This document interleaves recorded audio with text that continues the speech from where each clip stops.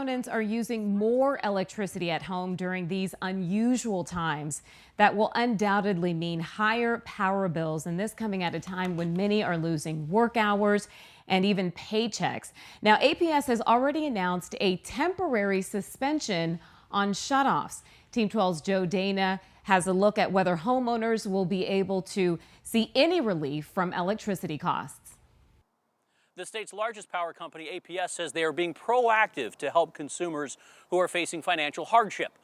A consumer advocate says what they're offering is not enough. It's no surprise that our power bills will go up. We are under an unprecedented government advisory to stay at home day after day. Now, we asked APS if they are considering providing across-the-board relief for ratepayers. They said no. However, the company has set up a customer support fund for residential and small business customers facing hardship. Information for the fund and crisis bill assistance are on the APS website.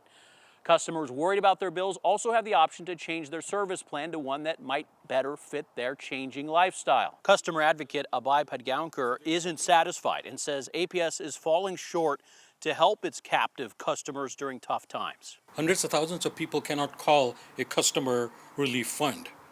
And the bureaucracy and the wait and the runaround they're going to get. That's not a solution. That's not real relief. Padgaonkar wants APS to increase the current low-income discount from 25% to 50% and to fast-track Arizonans about to fall into the low-income bracket. According to federal statistics, APS customers already pay a premium for their power, an average of 20% more per kilowatt than SRP. Let's not forget, it's a public utility.